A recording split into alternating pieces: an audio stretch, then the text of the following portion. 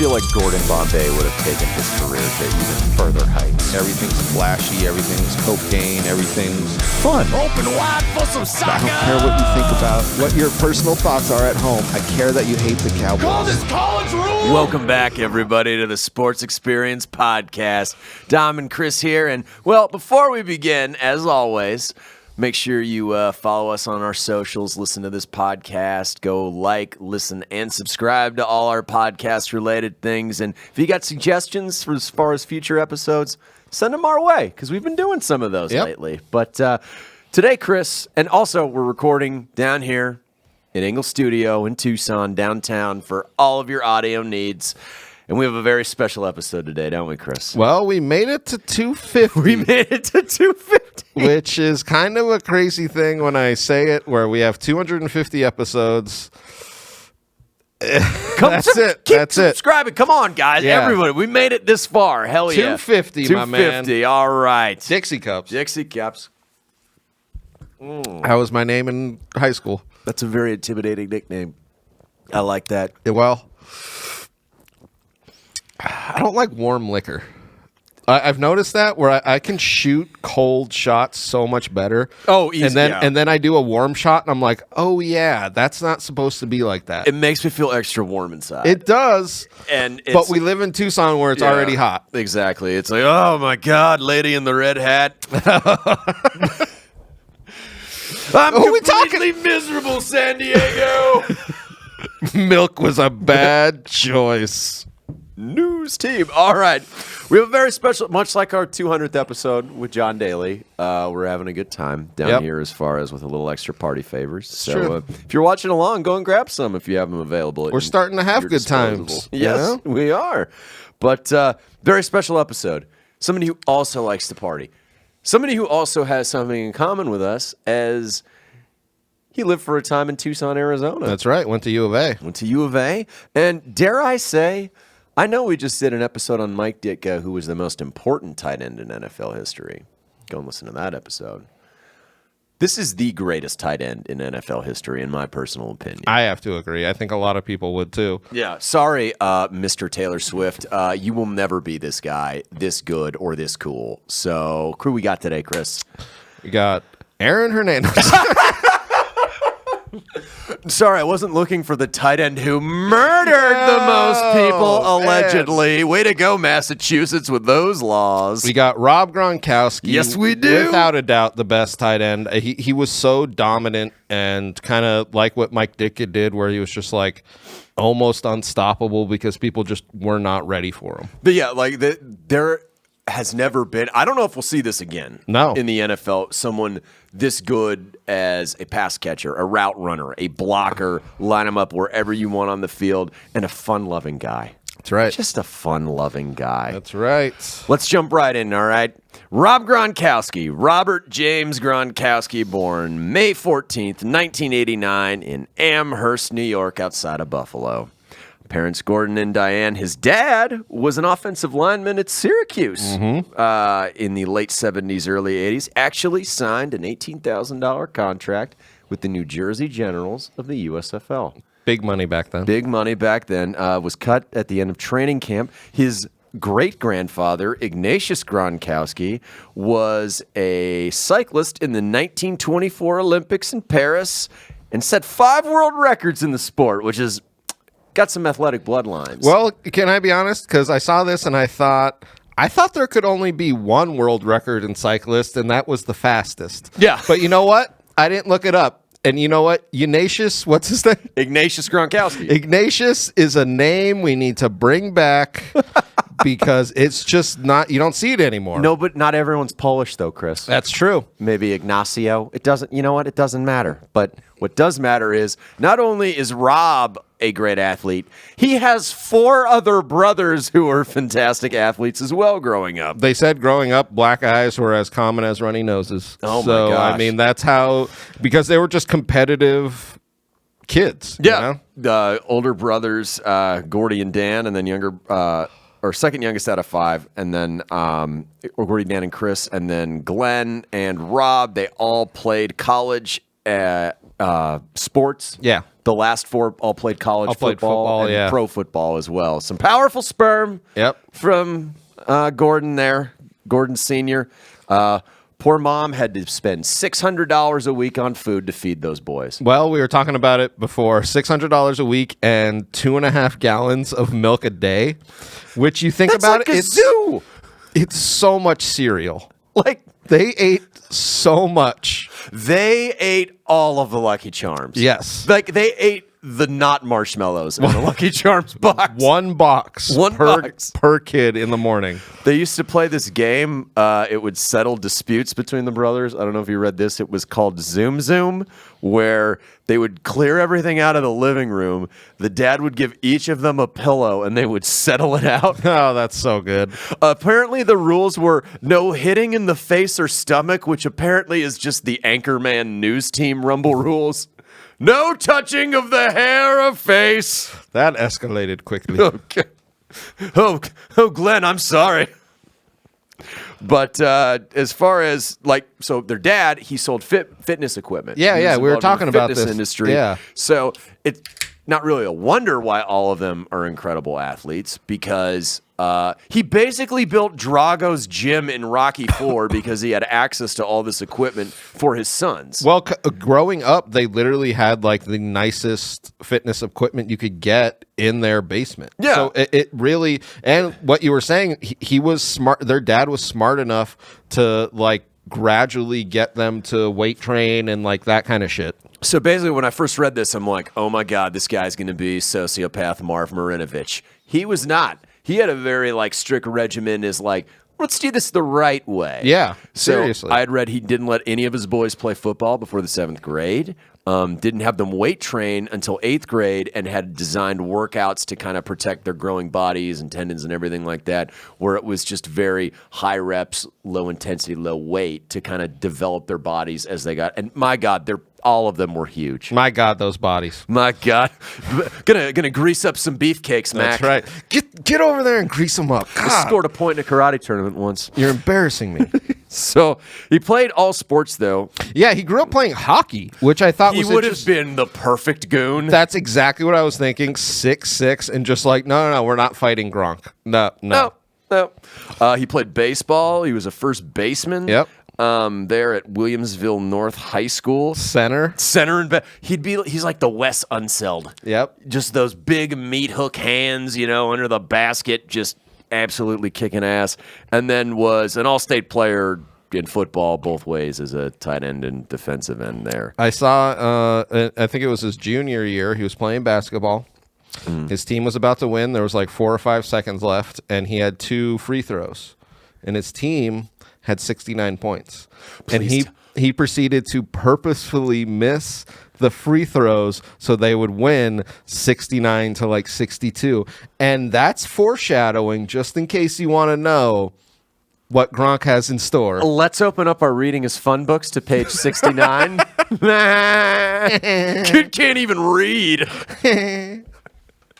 That is the most Gronk story ever. It's my favorite. And it's early. It's high early. school. It's junior year. Yep. I mean, when you really break it down, though, that's a good way to fix the game. Not because you have any money riding on it, just so your team has 69. There had to be some degenerate Buffalo gambler like, why did you miss those free throws, you son of a bitch? Just grab some titties.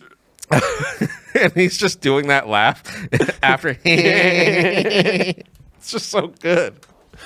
Oh, Veronica. We talked about Veronica Vaughn. Oh, Veronica Vaughn. No, you didn't. Nah, but not me personally, but a guy I know, him and her got it on. No, they didn't. Now, you imagine what it'd be like if they did, right?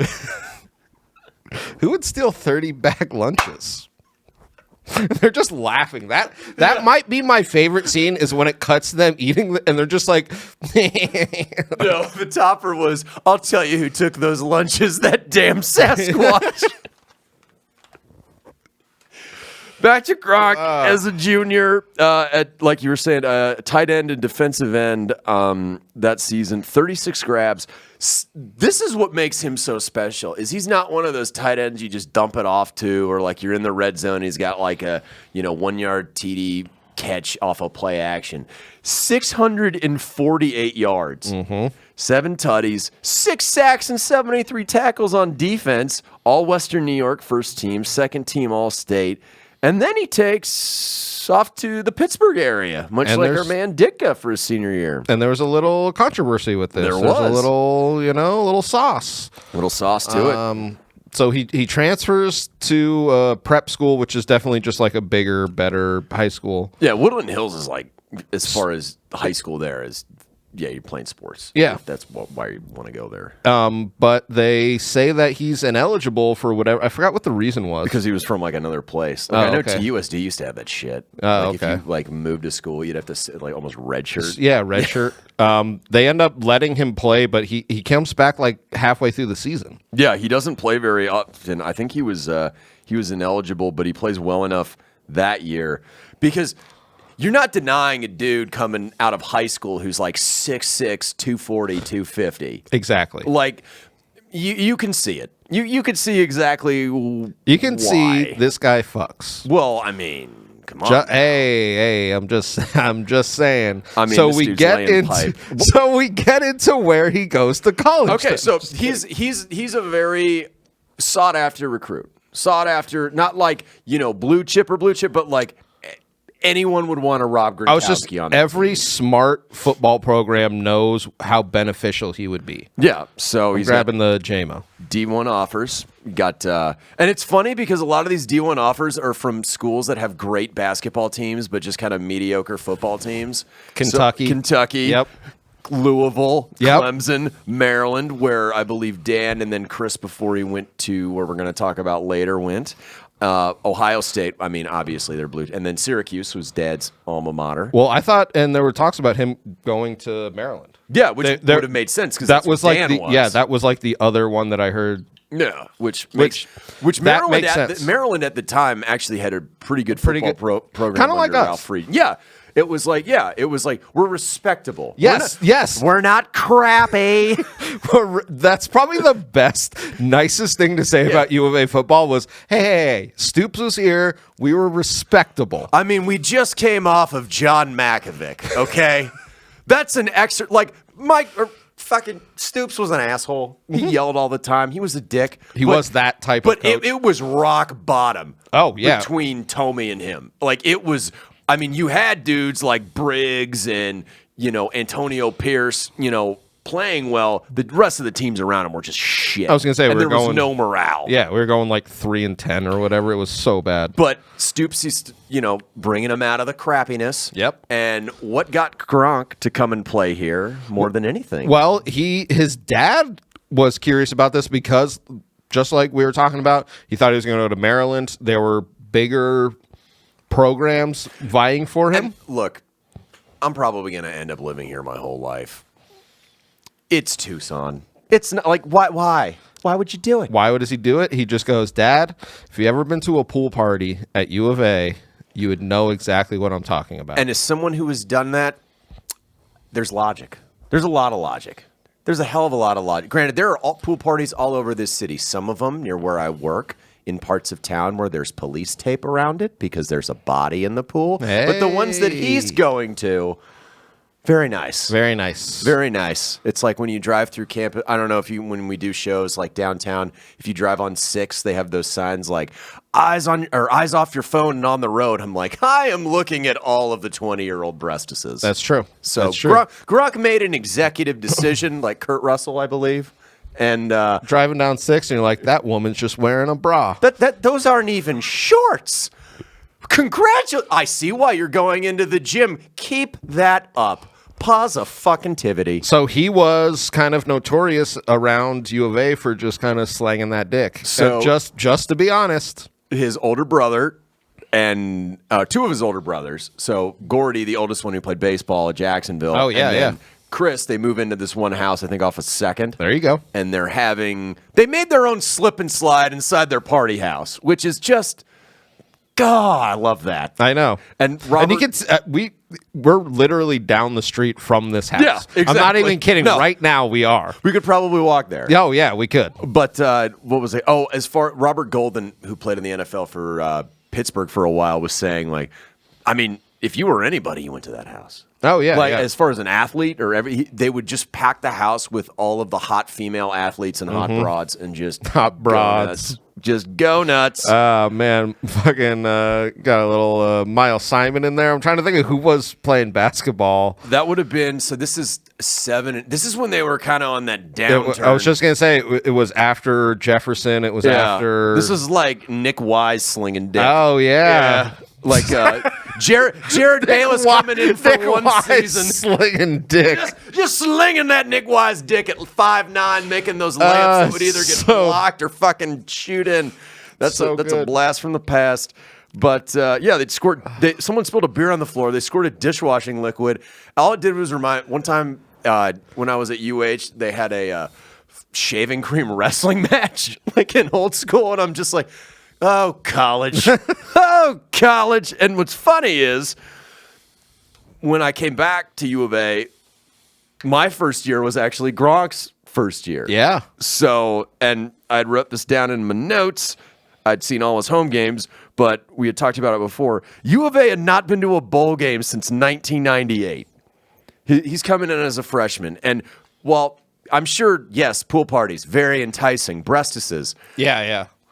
These other schools, like in Ohio State, U of A is desperate for talent. I think this is like year 3 or 4 for Stoops. So you're going to see the field if you can play it all, and that's what Gronk was. Like, I remember the first time I saw him, it was like Major League. I was like, look at this fucking guy. Yep.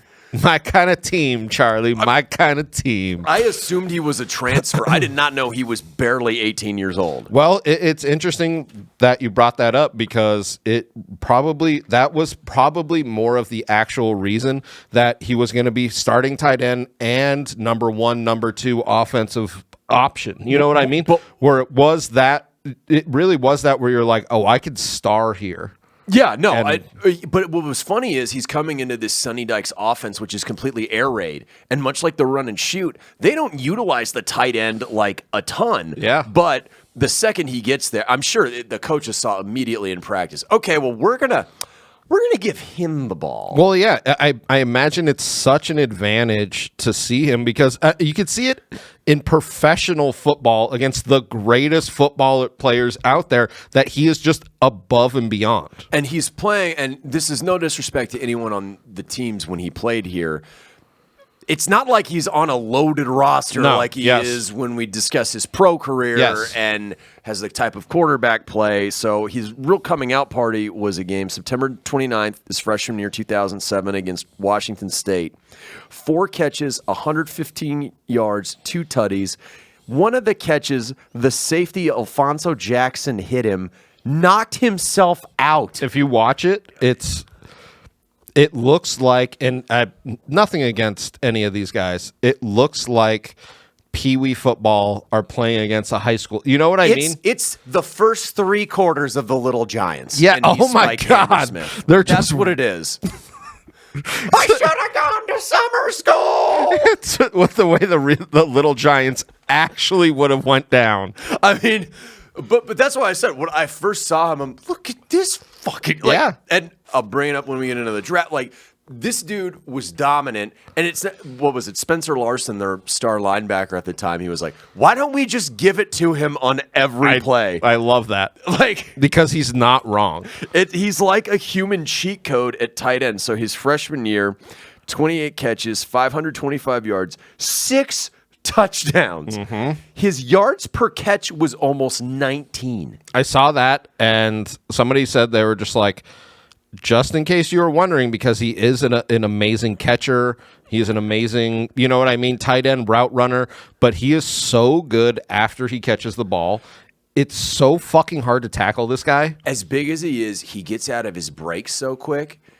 And after he catches the ball, he can transition into where he needs to go, how fast he needs to go. He's so quick. It's like we were saying before, fucking Ditka. You know what I've noticed? Just to put it out there, 250. You know what I noticed? We're cussing a lot more when we're drinking. Yes, we are. Sorry. No, I love it. 250, baby. 250. So give me it on Ditka. The name of the hurricane is Hurricane Ditka. So UVA has a losing record that year. Yep. They lost to ASU in the last game to prevent them from going to a bowl. 2008, though, he misses 3 games, the first 3 games. And so much more dominant. But I'll say that he misses the first 3 games because of an injury. Turns out after researching it, he missed him because of mono. Yep. Everyone was like, That oh, man. is an injury. Hey, I got mono during COVID. I didn't get COVID during COVID. And let me tell you, that laid me out. I couldn't be catching 19 yards a clip while I was doing that. I was stuck in my bed, barely able to move. So, Gronk, you do you, sir. Gronk, yeah, I hurt my nose. I hurt my nose. hurt my tongue. It's the kissing disease. It's so Kissing pussy disease. so fucking funny because Most Gronk. We'll talk about injuries later, but that's the most Gronk injury. Right? oh, it's the most Gronk injury. Maybe like syphilis.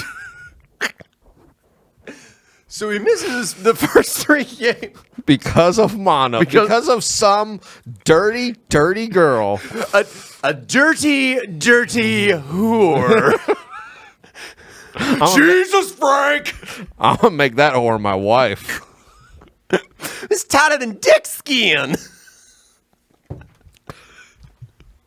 Misses his first 3 games, but 2008, Willie Tui Tom is a quarterback. I should say these first 2 years that he's there, and while he's okay at playing quarterback and better at committing alcohol-related driving crimes, it's not like he's working. We're not working with a deep bench. No, at U of A. No, he's not.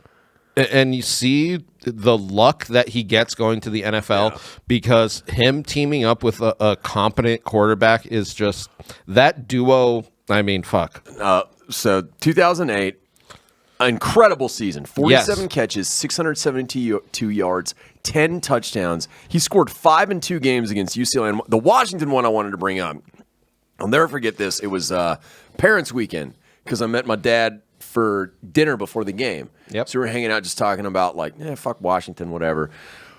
There's a play in this game where he catches the ball and drags 4 guys at once. And it was he was unbelievable. Right there and talking about the draft, he remains the highest graded tight end I've ever evaluated.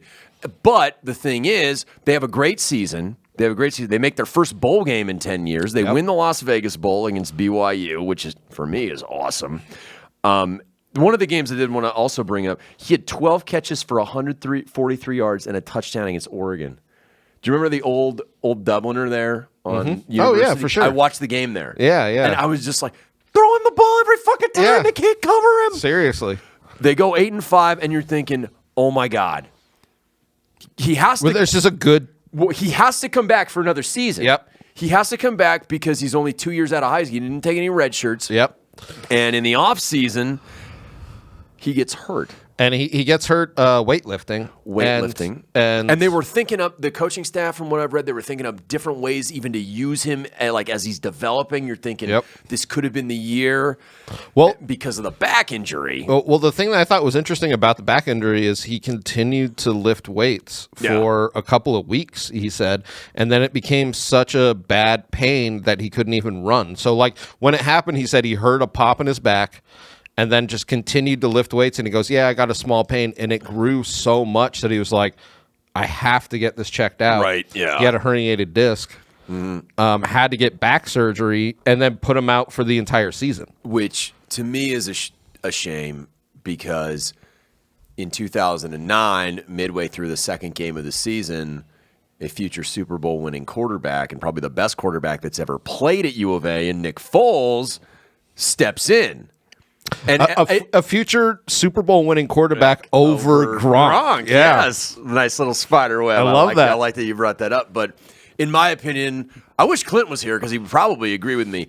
If Gronk plays that season, that's their Rose Bowl. Because they finished second in the pack. I know. I mean, that Oregon game was a fucking debacle at home. Well, I imagine Nick literally decided to go there because he was just like, that's a perfect fucking outlet for me. And for actually being like a starting quarterback where you're just like, I want to play with Gronk. Gets there, Gronk's injured. Yeah, and then Gronk says after this season, because my hope, I was thinking like, just run it back, come back, and well. I mean, To his credit, I was just going to say, I would students, never talk shit. athletes. He's not making any of that NIL money, Chris. That's true. He's still a student athlete. And I'll tell you what, there's a point in your life where you just have to stop fucking getting mono. Yeah, I mean, trust me. Trust me, I know. Trust me, I know. There are just some great. I'm still looking for mono, just in case anybody was wondering. Tom's done. I'm still on it. There's some great quotes though. So he declares for the draft. Yep. Which is, in my opinion, smart because you're coming off back, so your stock's going to tank, but you could come back not making any NIL money, and then something could get worse. Yeah.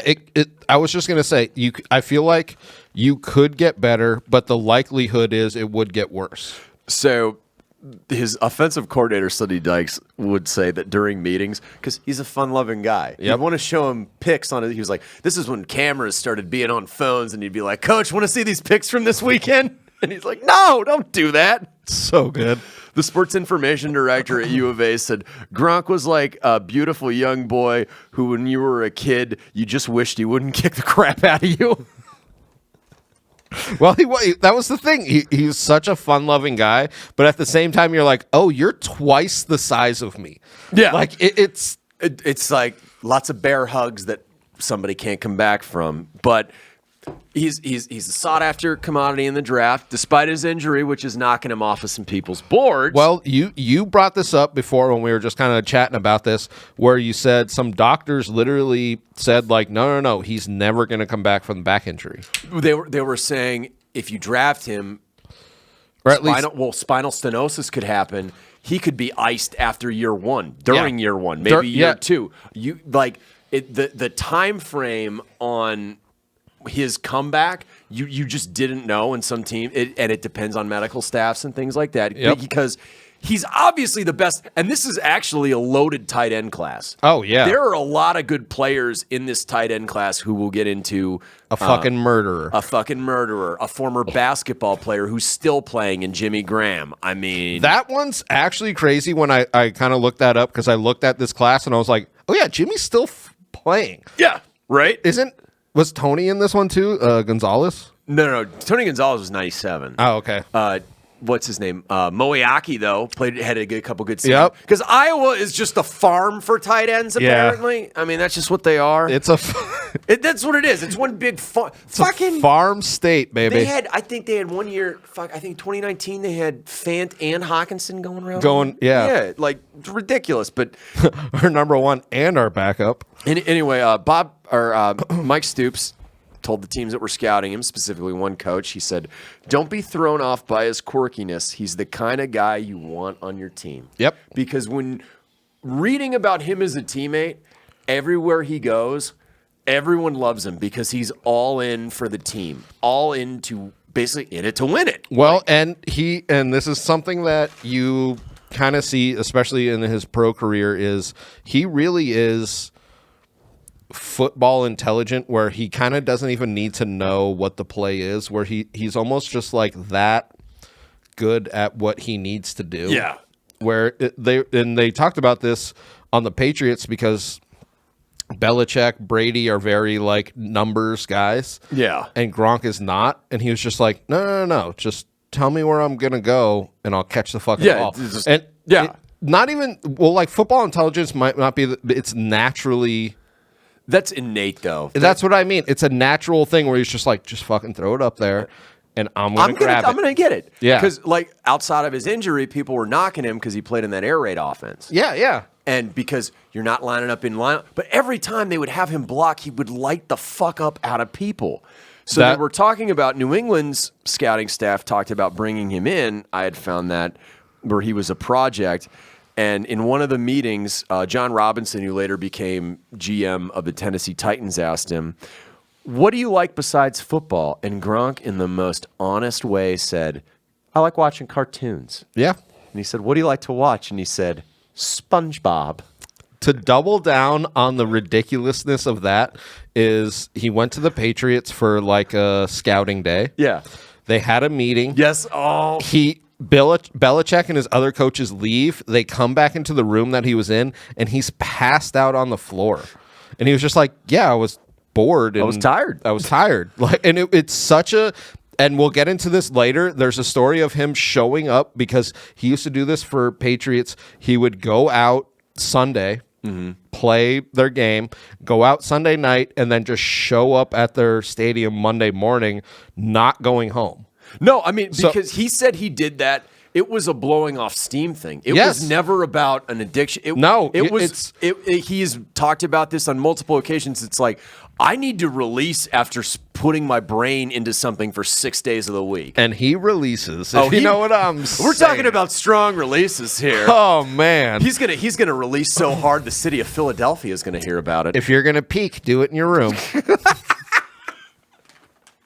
Yeah, But Robinson was like, "There's no way I could tell Belichick what he just said." But the kind of assurances from U of A's coaches, exactly, their doctors signed off on him, and so what ended up happening was in the 2010 NFL draft is April 22nd, 2010. First round's going by. New England's picking, I believe, 22. Right in front of them, Jermaine Gresham is picked, the first tight end of this class. He made 2 Pro Bowls, but Jermaine Gresham, you're not Rob Gronkowski. Not a bad pick, but a horrible pick. It is a Bengals pick. That's all I'm going to say. I have no respect for your organization since Paul Brown died. Bengals Browns pick, just a bit of a B kind of a pick. If Double you know what B I mean. pick. That was congratulations. Now you get to spend the rest of your career catching underthrown passes from Ginger Spice Dalton. How do you like that one? Oh God, I loved it. So New England sees that he's still on the board, but they trade back into the second, and they pick up a 4th round pick, which we'll get into a little bit later. Well, I was just gonna say, because they saw, and this was my thing, they saw that his stock had plummeted, so they saw that they could literally go back and get the guy they wanted. Yeah, and that was the big thing. So they trade with the Raiders. They go back, and this is the thing that blew my mind. In the second round, by the way, is the Raiders had. We're talking about grading him. You graded him as the greatest tight end ever. They had a scout who graded him not only as the best, but he should have been a top 10 pick. And they should have taken him because Rolando McClain had some issues. We've all had those issues with cock. But the Raider scouter, they literally graded him as the highest overall. So he was the best for his position. You know what I mean? Yeah. So and they traded up. Obviously, weren't going for him. The Patriots sat back and got the greatest tight end in the second round. So when I was at UH, a guy in my frat was from Boston, and he was a huge Pats fan. Oh yeah, and you all know I'm a Steelers fan, those of you who watch and listen to us. And as someone who just loves Gronk so much, it's like watching a friend be hurt or murdered. You're just don't go there. No. I hope you go somewhere. Go to Arizona. Go to Jacksonville. Yeah, I don't care. I hate Jacksonville. I know, me too. That's why. Go somewhere where I can't hate you. I called him on the phone the second they took him. I was like, "Congratulations, you son of a bitch." Yep. I knew exactly what was going to happen. Well, it was the best. We said this. It was the best thing for him because he goes to this amazing franchise. And I would say, excluding the great Satan himself, number 12, this is the best pick in New England Patriots history because what a lot of people don't remember is from the time they won that Super Bowl against the Eagles in 2004 up until 2010, outside of that 16-0 year, they weren't sniffing. I mean, they had that one run where the Peyton Manning finally conquered them. Yep. They go 18-1. 2008, Brady is iced in the first quarter of the first game. Yeah. And then in 2009, I think Baltimore shut them out at home. And the scouts in that article that I read, they were talking about, we got to do things different now. So they found Gronk, which is incredible because he had fun in the place where fun is not allowed. That's Grumbledore. That you're not wrong with that. He's going to the Yankees with sideburns. Really? Cut those sideburns. this 6'6", 260-pound Adonis with 10.25-inch meat hook hands that Uncle Jack Kelly would put on the website. Thought you were going somewhere else. Don't look! Don't look! He throws his fucking hand. Don't look! Oh, God, that might be one of my favorites. But no. for Gronk, it was paradise because he literally goes to a place that has options and a quarterback that knows how to use them. Well, and what they blew up their whole tight end room. So Ben Watson, who had been there for a while, like Daniel Graham and Ben Watson, when they had their first kind of run, they're good players. Yeah. But they blew it up that offseason. And they not only had Gronk, Yep. but because of that trade back after the Bengals take Gresham, they acquire a 4th-round pick. Mm-hmm. Another prospect who had slid, not for the same reasons Gronk did. He had trouble with the weed. Trouble with the weed. Trouble with the PCP. Trouble with fucking just letting hot ones go. I don't even know. But to think that, because Aaron Hernandez, for all of his credit as a murderer, Murder is now legal in the state of California. We miss you, Norm. oh God, So Norm, much. you were the king. He was an amazing tight end. So they played off each other so well in those first few seasons that they were together, because you would line Gronk up in line, in the slot, out wide. You could put Hernandez in the backfield. I remember the playoff game in 2011 where they used him like exclusive, because he was like, unlike Gronk, he's probably like 6'2", 230, 240. Yeah. He was definitely their move tight end. I mean, that was a Dennis and Mack dynamic duo. Dude. One had the implication, the other just wanted to party. a little sweet and sour, A little sweet and sour, a little, are you going to buy this house? a little honey and vinegar. You know what I'm talking about. So 2010, I already know what's going to happen. Like, everyone is surprised by this. I know what's going to happen with Rob Gronkowski I already and the great know Satan. Aaron Hernandez murdered. Well, that too. Nobody could have seen that coming except maybe the Pouncey brothers with their free Hernandez's hat. But you're right, where he, right away, in their offense, you see how unbelievably dominant he is. And New England Brady had never had a tight end like this. No. Like I said, Graham and Watson were fine. Like, I mean, they were good NFL players, but it doesn't even compare. And he comes out like gangbusters, and and people are, where did this guy come from? It's like, yeah, he played less than 20 games at U of A, but if you watched any of the games that he didn't have mono or wasn't hurt, you knew what a fucking stud he was. Yep. So, four touchdowns in the preseason, and then this 2010 Pats team was just an absolute juggernaut. Yeah, it was. An absolute juggernaut. I will never figure out how what happened to them happened to them. But that year he has 42 catches, 546 yards, and 10 touchdowns. I do remember one of the games because I knew exactly what would happen, Uncle Slippy Fist style. They go to Heinz Field for Sunday Night Football. 3 touchdowns against the Steelers. They had issues in the small, the short defensive passing game. That was their style. Yeah, but that was New England. It was like stealing. Yeah. And with him, the Steelers were the best defense in the NFL that year, and he just ate them alive. With the way that they would score, especially in this, where people almost weren't ready for him, was they would just like loft it up. Yeah. Like those kind of touchdowns where they would be on the 5 and they would just be like, But there we go. It was the catch and run. It was these That, guys. yes, I mean, if you're an inside linebacker or a safety or even, a corner, you're thinking, there is no way this guy can outrun me. Somebody this size is not going to outrun me. And he could. Yes. And I saw this. He can leave your jockstrap on the field, and I just have to keep reiterating, as a route runner. Well, God. Somebody said this where I thought it was so accurate that they said he was too fast for a linebacker, too big for a safety. He was too big for a linebacker and too fast for a safety. And you're like, oh yeah, he was across the board better. You know what else he was too? He was too tall for most cornerbacks. Mm-hmm.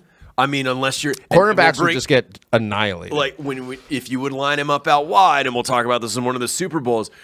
it's not fair. No. It's not fair because you can't. If you try and chuck him, you'll go backwards. Exactly. Like, you can't.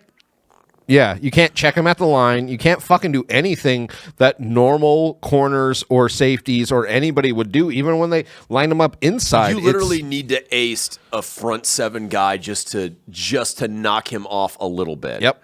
So 2010, they're an incredible team. I think they were 14-2 that year. They were just absolutely dominant. First round bye, as they always would get, because they played in basically the Special Olympics of fucking divisions at that time. But not at that time, because in the divisional round, we get to see the New York Jets win their last playoff game up till today. Jesus Christ. That was the most bizarre game ever. They end up losing to the freaking Jets and Rex Ryan's foot fetish. But he was the first tight end as a rookie to have 10 touchdowns in his first season. Yeah, he broke the single season record for touchdowns for a tight end, and we see that he is a touchdown magnet where you in the red zone he is so fucking good. He's so reliable. Yep. As far as just like, oh, no, I'm going to be like with the Boondock Saints. I'm sort of like 7-Eleven. Light's not always on, but I'm always open. Always open.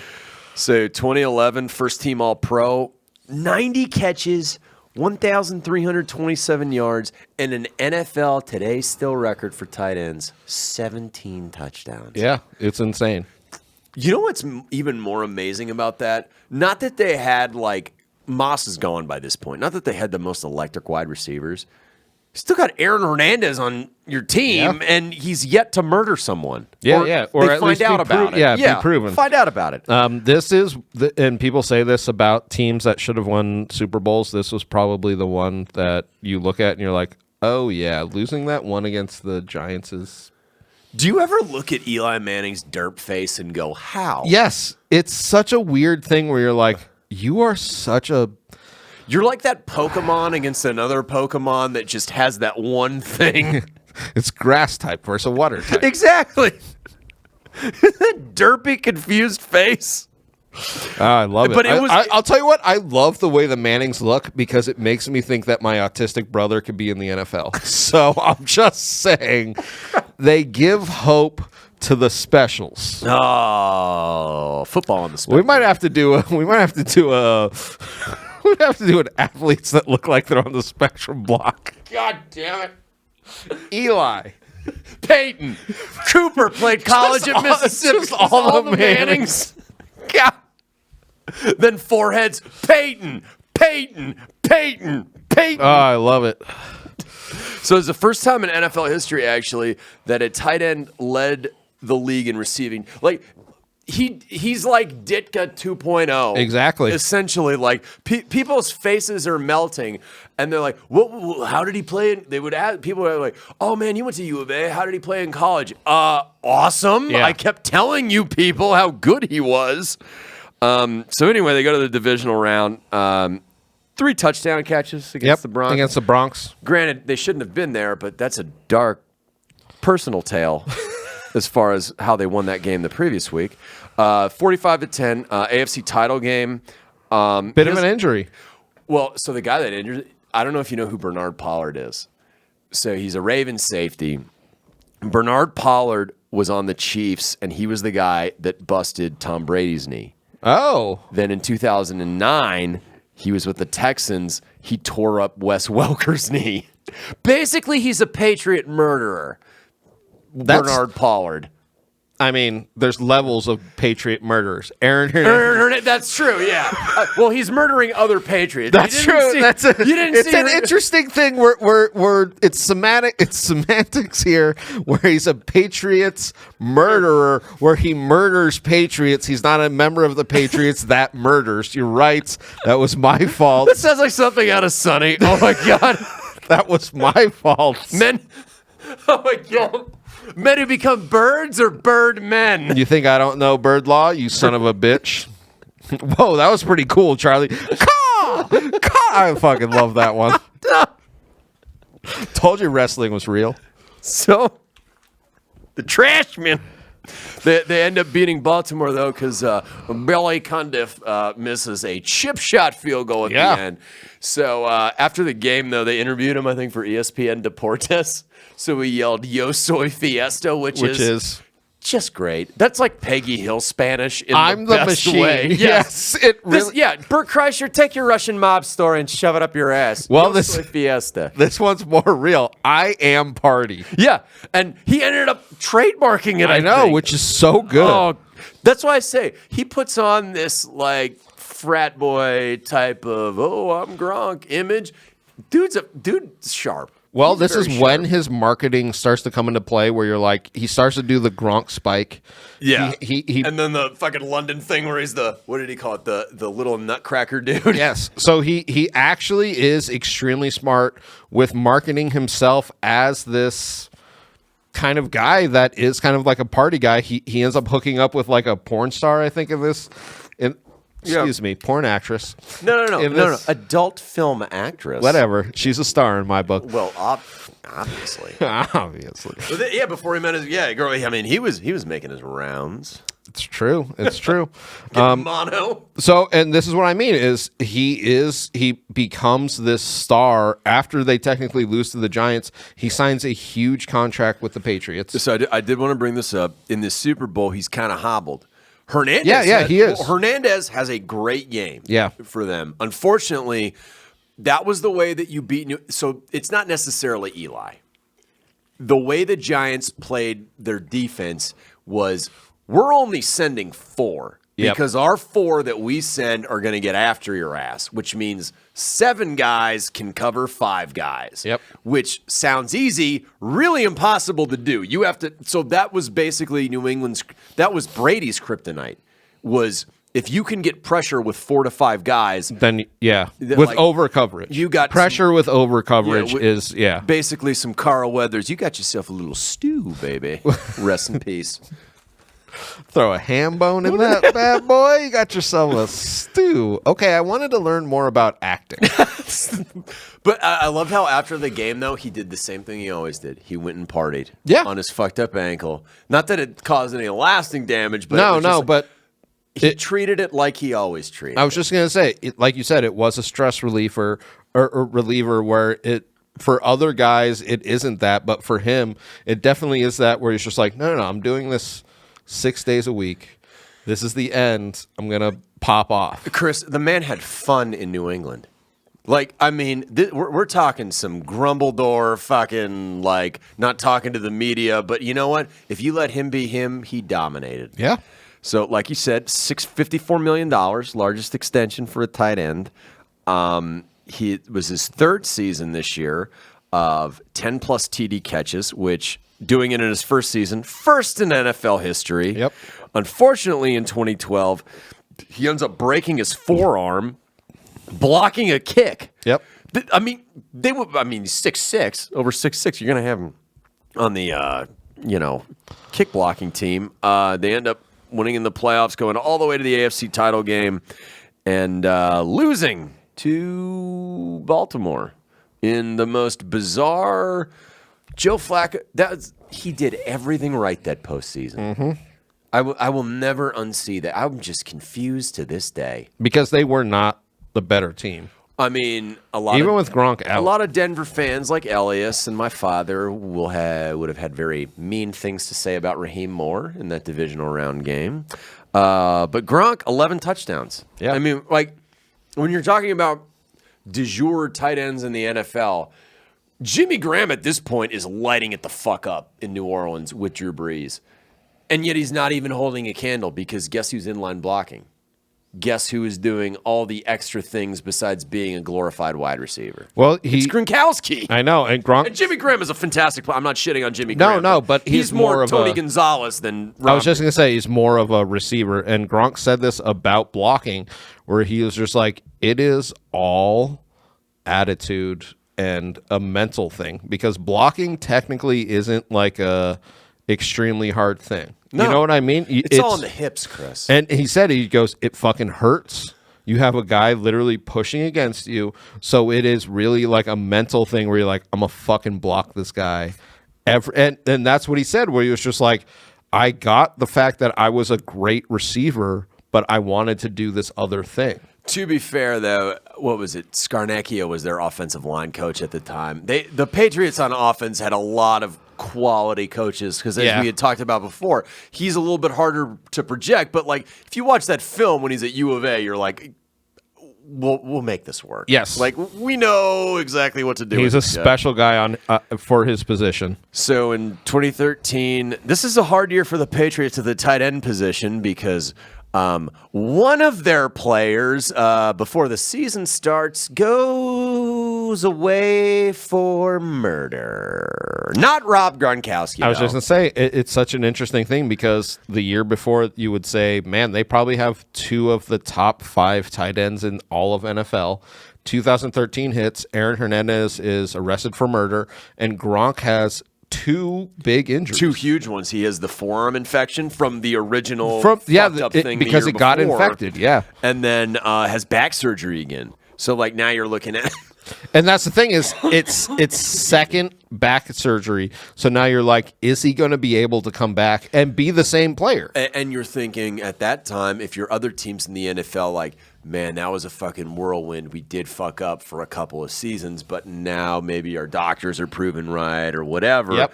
New England has a down year as far as that. And then on December 8th, 2013, he tears his ACL and MCL because fucking TJ Ward, who some might say was a little bit of a cheap shot artist, fucking takes him out. I was just going to say, it is one of those like chop blocks where you're like, ooh, they would call that right now as a fucking... Oh, now is, but I mean, like, it was at 2013, like, caught a pass, not a chop block, but yeah. But like, still, it's one of those hits that you would just be like, oh, Jesus Christ. But so just to reiterate, forearm infection, back surgery, ACL, MCL, nobody's thinking he's going to come back 2014. For all those Mr. Taylor Swift people who are out there, no, he is not Gronk. There is nobody who is Gronk. I don't care if he wears 87. He's not Gronk. I'll tell you what I just heard was when the boys from South Park went to buy tickets from Asses of Fire, and they just go, can we get 4 tickets? And he just goes, no. No. That's what I just heard. 4 tickets, please. Hey, you guys pay the homeless guys. Get you in here. Look, if you don't want to buy these tickets, and you don't want your bottle of vodka, then you can. It's so fucking good. Jen and I just watched that. 4 tickets, please. 4 tickets. One of the greatest musicals to have come out in the 20th century. I think people overlook it. It is so unbelievably good. Give me a shot on the South Park movie. All right. It might be one of my favorite movies. Might be my favorite. I'm going to say one thing. I have a Patrick Bateman-like obsession with Phil Collins. I listen to Phil Collins in the gym. I love the movie Tarzan and that soundtrack. It does not hold a fucking candle to South Park, Bigger, Longer, and Uncut. It's so fucking good. It is, in my opinion, the best musical I've ever seen. I mean... I'll tell you what, the Uncle Fucker scene where Terrence and Phillip, they're just jumping... I don't know what it is. It is. You're an Uncle Fucker. Yes, it's true. Nobody fucks uncles quite like you. Dude, I'm going to the shit here in a couple weeks. Like I know. I'm going to French Canada. You're going to the motherland. I just want to see people talking like that. And he sticks her hand into the pudding, which is tradition. Which, of course, is tradition. Here in Canada. I'm not your guy, friend. I'm excited for an international incident where Dom goes up there and it's just like, holy shit, your heads are connected. I'm going to go there like Cartman when he went to San Francisco in a diver suit. Yep. I'm going to have butters on. Yep, exactly. I don't know about this. All these Quebecois. Anyway, 2014, though, this is when... This is the season. This is the season for Gronk because... Coming off of the injuries, everybody thought he was done. Yeah. Because of the way he plays, because of the way he blocks, because of the way he is. But one thing that reminded me of this is that in that one of the interviews with his dad, he was talking about how all his brothers would say of anyone who took the punishment, it was him as far as like messing with them. Oh, yeah. Because he would always come back for more. Like nobody puts Rob Gronkowski in a corner. And in 2014, first team AP All-Pro, comeback player of the year, 82 grabs, over 1,100 yards, 12 touchdowns. First tight end in NFL history with 4 10-plus touchdown reception seasons. Yep. And then we get to the playoffs, baby. We get to the playoffs. They have the bye again because AFC East, terrible.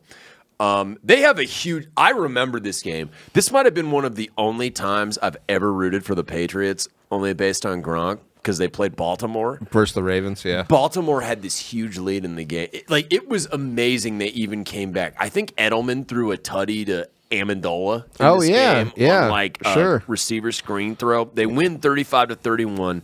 He had over 108 yards and a touchdown. The AFC title game against the Colts, that's the Deflategate game, for those of you who don't know. Yep. Trust me, deflating the footballs it was just Andrew Luck against a bunch of guys with probably Pat McAfee snorting Adderall in the locker room. 45-7, kicked the crap out of them.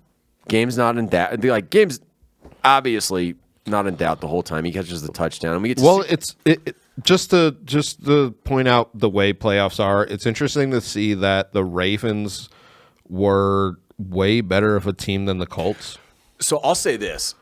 So that year in the last week of the season, Pittsburgh ended up winning the AFC North. Pittsburgh matched up the wild card weekend at home against Baltimore. And Baltimore had a great team that year. And they wiped defense. Yeah. They wiped the fucking floor with the Steelers. Yep. I expected, because I didn't know the Patriots had it in them, and that's this is pre-dynasty. They have not won a Super Bowl in 10 years. Yep. So I was thinking, God, do I really want to? I mean, I actually respect the Ravens organization, unlike the Bengals and Browns. But I'm like, I don't want to watch this. Yeah. I don't want to watch this.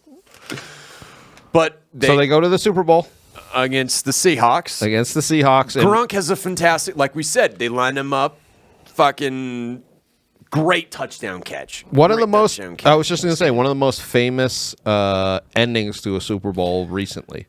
Yeah, because in this game, Super Bowl 49, at the very end, New England has to come back. They have to score twice in the fourth quarter just to retake the lead. Retake the lead. I mean, Seattle had this in the bag. Yes. Like this, to me, this changes the whole narrative of the NFL, because if Seattle wins 2 in a row, first since the Patriots did it 03-04, maybe New England starts making some moves in the future as far as the quarterback position. Because I remember that season they had lost a game in Kansas City and they put Garoppolo in, and people were just talking mad shit on Satan.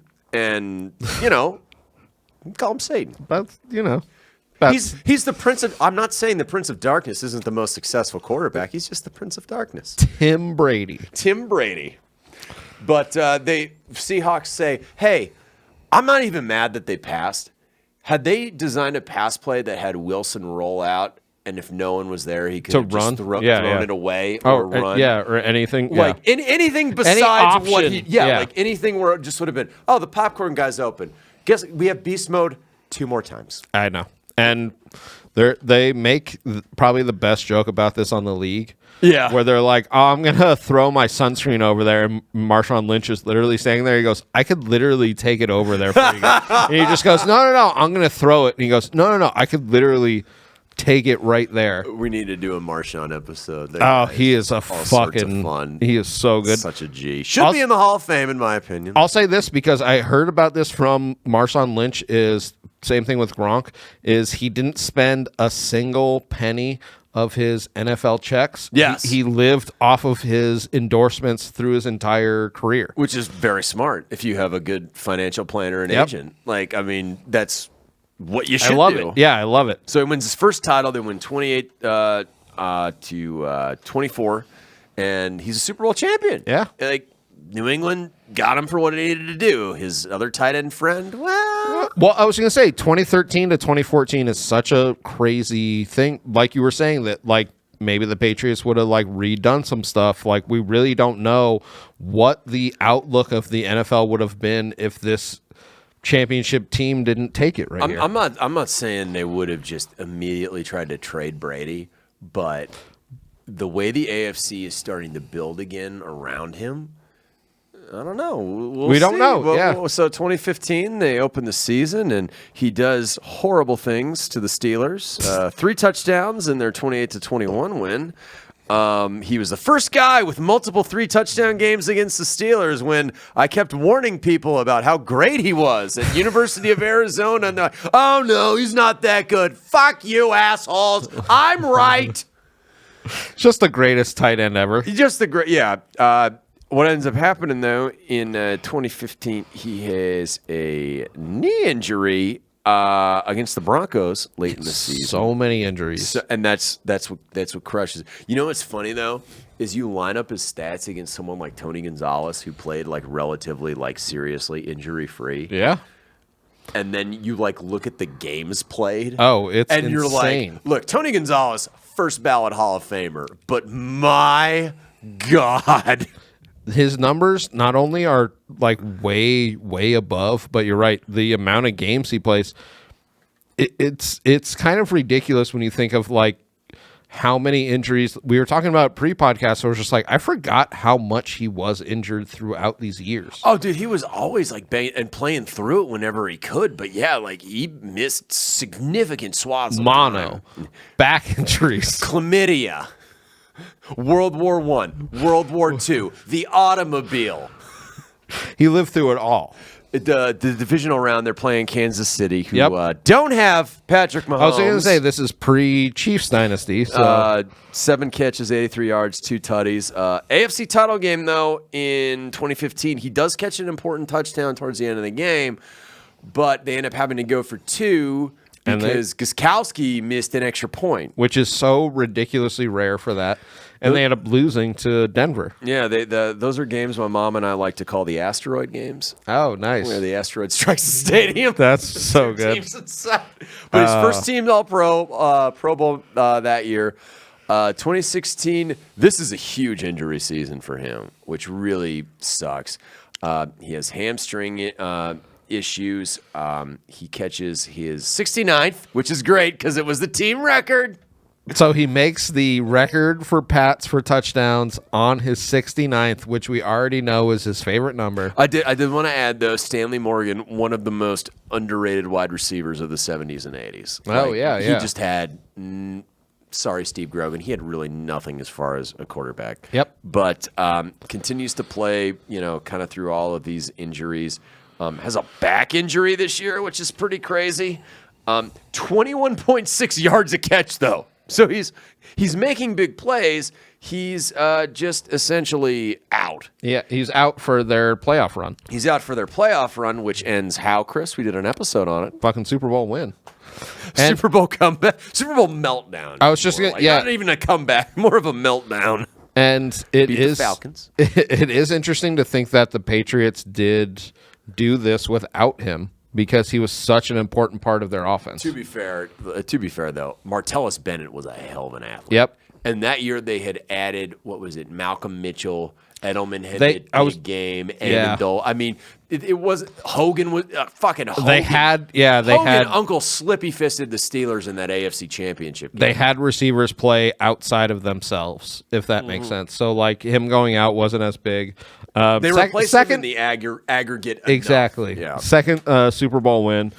We come back to 2017 and he is lighting it up. So like first team All-Pro. Yep. Over 1,000 yards, 8 tutties. Has a little bit of controversy though this year against the Bills. Oh yeah, you saw that. Yeah. After he was not a fan of Tre'Davious White. Yeah, not a fan. And after White picked off a pass, it was a cheap shot. I mean, that was like a literal Wolf the Dennis Stanson play. Yeah, no, it really was. It gave him a concussion, and they gave him a game suspension, which, to his credit, he didn't dispute. He was just like, yeah, that was fucked. And they lost the next week to the Dolphins with Smoking Jay Cutler. And then week 15, I will forever remember this fucking game. This was the Jesse James game. I know you Steelers fans know exactly what I'm talking about. And Gronk did exactly what he did to them his entire career. Yeah. 9 catches, career high, 168. Sean Davis couldn't cover. They had nobody on the No, they didn't have somebody to cover him. Yeah. I think Ryan Shazier was still fucking trying to learn to walk again. They went to him 3 straight times on the final drive. He got the 2-pointer to go up by 3, and then the whole Jesse James controversy. It was his 1,000 yards in a season for I believe the fourth time, which joined only Jason Witten and Tony Gonzalez for tight ends, who are both first ballot Hall of Famers. Much better than both of them, in my own opinion. Go to the divisional round as a tutty against the Titans. And then in the AFC title game against the Jags, because thanks a lot, Mike Tomlin, you dickbag. Yep. And also the defense. You gave up fucking 40 points to Blake fucking Bortles. So they beat the Jags. They beat the Jags. And they go to the Super Bowl. And who is quarterbacking the Philadelphia Eagles? Which we've already brought up. The Christian-loving Jesus man of Nick Foles. Big Dick Nick. And this is one of those, just to say, I feel like if they played 10 games, they might win. The Eagles might win one. They just weren't a fucking team that probably should have won it, but Nick Foles fucking went off. You know what's amazing is they won in a shootout because Yeah. they just basically Foles was like in the air raid again with the Cats. No, yeah, you're not wrong. It It was slinging, and it was a great. Gronk had a fantastic. Like I think Brady actually had over 500 yards passing in this game. Like there was no defense, which actually, I mean, granted, you like to see a little defense, but it was exciting. Yeah. It was. I mean, it was a good Super Bowl. He pulled a Jeff Hostetler performance out of his ass. Yep, and fantastic for Philadelphia. Obviously, Gronk, and in both Super Bowls they lost. He was the Hail Mary guy at the end who almost caught it, which I thought was pretty incredible. They end up losing 41-33, and then 2018, before the season starts, they actually try and get rid of him. They tried to trade him to the Lions for like 40 picks. I forgot how many it was, but it was one of those insane trades. And to Gronk's credit, I've heard him say this. He does not have a lot of interviews. I heard him say this where he was just like, I wasn't looking to go when I'm 20, because he's 29 at this point. He's still young. He's not looking for a rebuild, and he knows who Matt Patricia is. I was just going to say, what he's a not fucking shit show. It's he's not looking to go and lose games. And it's Detroit, and before kneecap biter Dan Campbell. You don't want to go. I mean, you're not RoboCop. You don't want to go there. Exactly. So what he tells the Patriots organization is, he was just like, no, I'll retire. Like, and it is one of those things where they agreed to trade him on like they had verbal agreements. Yeah. And he literally was just like, no. If, like, I'll retire this. I don't give a fuck. You know who I'll you can retire thank for that, Chris? Kurt Flood. Yeah. No, I mean, seriously. like across the board in sports. To be like, fuck you. You're not wrong, because that would have been, he would have had to have gone and he's in the not Kurt Flood league. It would have diminished his athlete league. It would have diminished his fucking whatever Hall of Fame status, whatever you want to say, because staying with the Patriots and staying with fucking Tim Brady, that's where he needs to be. So like, it's not that he wouldn't go to Detroit and light it up, because they had It's just the culture there. And granted, they're trying to roll out Midwestern Patriots. It's like, did you see what happened before Dan Campbell got there?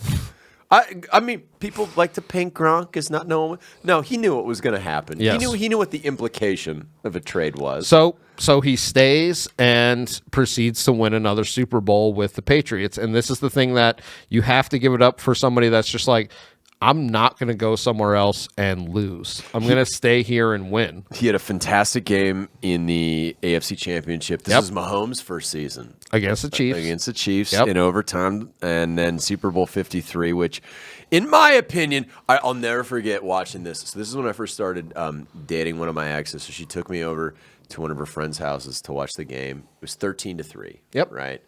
It was boring as fuck. Yeah, it was probably the worst Super Bowl. I stood up and went full Homer Simpson and went, I've seen plays more interesting than this.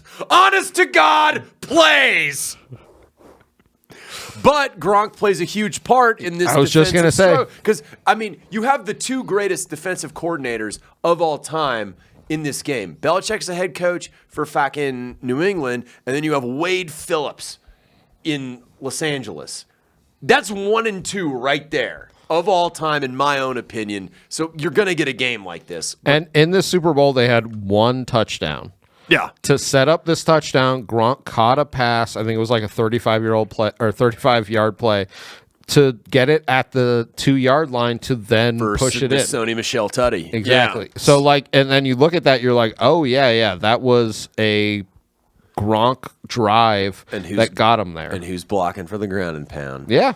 Gronk. Serious, straight up. Who is blocking for that mono? Yes, he is. Gronk. After that, though, he had kind of discussed how football wasn't the same for him anymore. I don't know if you saw that quote. I thought it was really interesting. He said he didn't have the mental, physical desire because I can only imagine what that is on your body constantly, week in, week out. Like he's getting fucked up he's playing in line.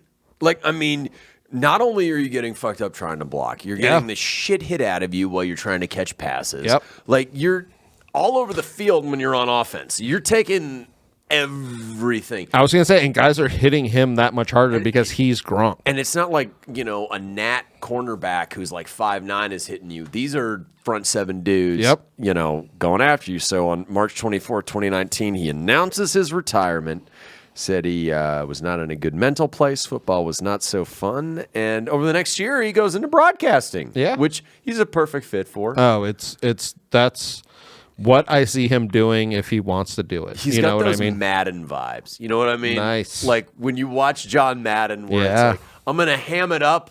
I know exactly what's going on, but I'm going to ham it up. Yeah, no, you're not wrong, where he's just kind of like a fun-loving guy. So, though, in April of 2020...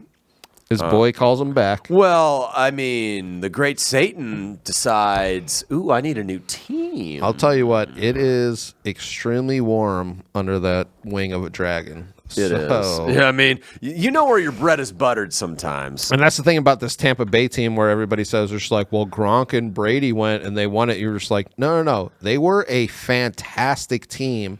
And then they got one of the best duos to join them. I mean... Bruce Arians is coaching this team. This dude wants to score points. Yeah. He has at his disposal. We should do an episode on him. Go and look at the quarterbacks that guy has coached and the Super Bowls that he's won. It's unbelievable. Yeah. So not in Arizona. Not in Arizona. No. The fact he took him to an NFC Championship game. You're not wrong. Pretty goddamn amazing. Yes. Which is pretty bad for Arizona. Arians even said Brady demanded Tampa Bay trade for him. Yeah. Like, when he got there, he's like, hey, I can get him out of retirement. Yeah, go get him. Get him. It'll be worth it. And it fucking was, because 2020, baby. Oh, the COVID year. Tampa actually doesn't win their division. No. I always found that weird, because that was Breezes' last hurrah. Breezes. Is his last hurrah. With a shit-stained birthmark on his cheek. Breeze eye.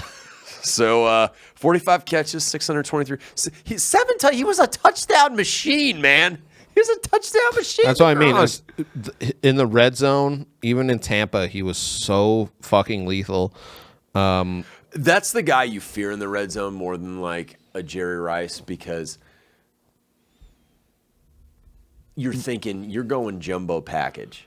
He is automatically in the game. If they're selling, like if your D is selling run, giving him an extra step. I was just going to say that's just not even fair. Because they can catch him on the routes and they can catch him on those weird fucking bomb passes. They're just like alley-oop. Yeah, like it's such a fades, dude. Yeah. So they go to the playoffs because I think they win 11 or 12 games. They just don't win the division. They beat the Washington football team. And then they beat the Saints in the Superdome. Which was big. That was the game that broke Drew Brees. Yep. And then they go to Green Bay, up to Lambeau. He has a 29-yard catch to set up a field goal to extend the lead at the end of the game. Every time you need Gronk, he's money. I was just going to say, because he is one of those clutch players. First player ever to have 5 catches in a Super Bowl. They become the most productive duo ever in Super Bowl history, beating out Rice. You know what I mean? When you surpass Jerry Rice and Joe Montana together on any list. Yes, on anything. I don't give a fuck. I know. And you're doing this as a pass catcher, as a tight end. Yes. Look, no disrespect to tight ends, but good fucking God, Jerry Rice in the postseason? The man won a Super Bowl MVP. He probably should have won 2. Exactly. So they become the most productive duo. They end up beating Green Bay and kind of putting this, because especially after this breakup of the Patriots, they were like, what was it, Belichick or Brady? Yeah. And they were just like, I don't even know if it was Belichick Brady, but it was the duo of Brady and Gronk together. Like I said before, they had that like 5-6 year window after that 3rd Super Bowl where AFC was for the taking. Taking. It was Baltimore, Pittsburgh, Indianapolis, all in that window. And you're thinking, all right, well, maybe they're out. Maybe he's too much of a dick to keep on going. And no, You think Gronk and Brady ever tag team a woman? I would think so. I would hope so. I would what? hope so. When I dream tonight. Well, speaking of which, there was an erotic fan fiction written called A Gronk to Remember. I got into that's such a rabbit hole I got into last night. Oh, God. Of these women just being like, because Gronk went on like a cruise, and this woman was just like, I came here to fuck Gronk. And then this is literally what she said. She just goes, I understand that there's women here who are prettier than me, but I'm hoping to get with him because I'm going to be more adventurous. Oh, my God. What was it? The role models? The bigger ones do more stuff. So true. But no, Gilbert Gottfried read it. Do you know how hilarious that is? Oh, my God. Iago from Aladdin talking about Rob Gronkowski parts. It's so good. But they win the Super Bowl. They beat the Chiefs. Yep. He has 2 touchdowns in the game because, much like Jerry Rice, catches touchdowns when the games matter. Well, I was just going to say, he is that clutch player late in games that just and this is why Brady, I imagine, wanted to go get him, because it's more of just being like, he's so unbelievably reliable that it's he has to be here. It's not even the reliability factor, because as I research this, what you find out the most about him, he is the best fucking teammate. Oh, yes. He's just the best teammate to positive have. Like there's weird things that he does off field. Doesn't kill people in his spare time.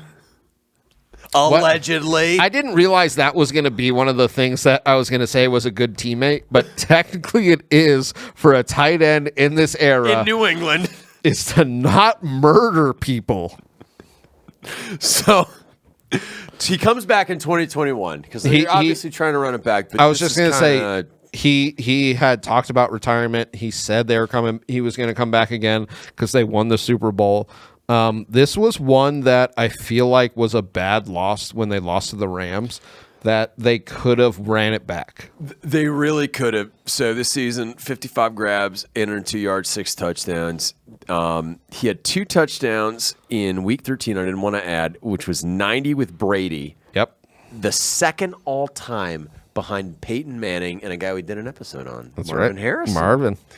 One of the best receivers ever. Also, he's a tight end. And Marvin Harrison may have gotten away with murder. We don't know. He hasn't. Now we're going to Ray Lewis, my man? No. No. Him and Ray are in the same boat. God, who was the NBA player? Fuck. Which one?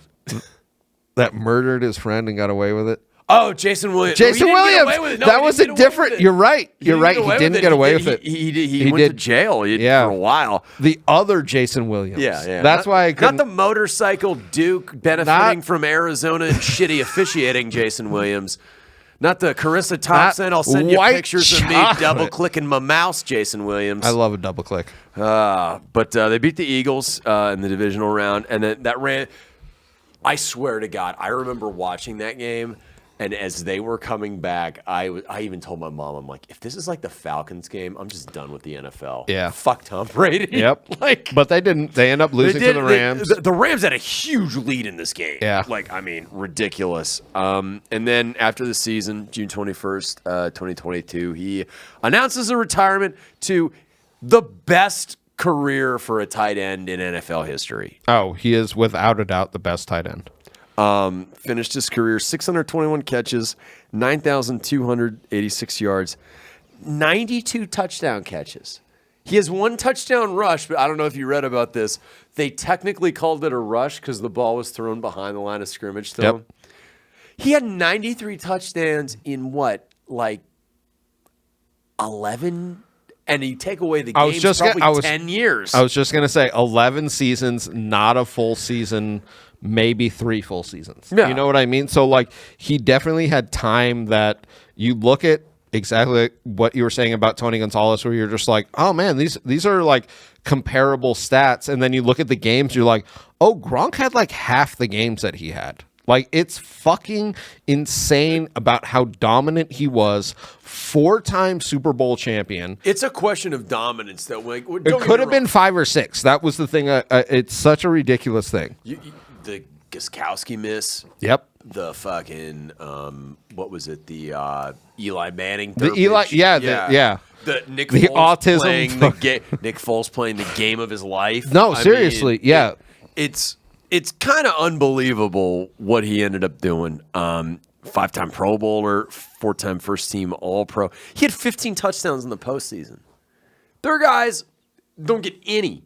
Shut out. Just completely shut out. There are guys that don't get 10 touchdowns for their entire career and they're receivers. Do you know what I mean? Like he and just to say this, I love what you said was to overtake any record by Rice and Montana is such a ridiculous thing, and they became the most lethal duo in playoff history. So, like, you look at that, and it's like what we were saying, how lucky technically he was to have that back injury, drop to the Patriots. It's a weird. And I'm not even saying if he went somewhere, like if he went to the Bengals, he would have been a Pro Bowler. Like, no matter where he went, as long as but not a 4-time Super Bowl champion. And it was the perfect fit because they saw what they had.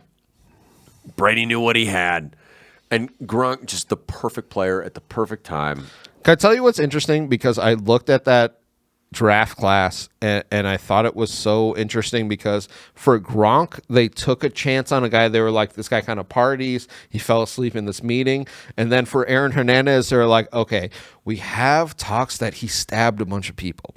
But we're going to take a chance. It was literally the take chance on tight ends, and one of them became the greatest tight end ever. I mean, I would rather take a chance on the guy that likes to party and loves football and no one says a bad thing about, because no one had anything negative to say about Gronk. It was all the back injury. Well, that's what came out of U of A. Stoops, they were just like, he's the kind of teammate that you want. That's why I wanted to say that, is because everyone in Arizona loved him. Yes. And, he loved them back. But it's not like the only question was like, okay, well, medical people are failing him. Yes. For whatever reason. So. Well, and he became the greatest tight end ever.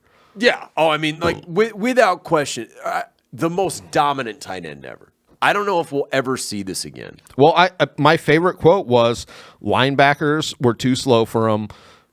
Safeties, cornerbacks were he was too big for him. And then they said the exact opposite, where they're like, linebackers weren't big enough for him. They weren't fast enough for him. You're just like, oh yeah, he was faster and bigger than everybody. And if that was a problem, the other thing would come into play. Trust me, as a Steelers fan, I have seen all of this play out. Too many 3-touchdown games against you guys. Just too many, and just too much. Just okay. Give me the ball. Yeah, that was more or less what it was. Yeah, just like throw it up here. Just Jack Kelly it, No, I feel like it was Bull Durham. Come on, serve it up. He told him I was going to throw a fastball. That guy hit the bull. That guy hit the bull. Come on, serve it up. That was our 250th episode. I want to give a quick thanks for Dom. This has been one of the best things I've ever done. Special thanks to Ty for recording all our episodes, and we should all be able to wear white.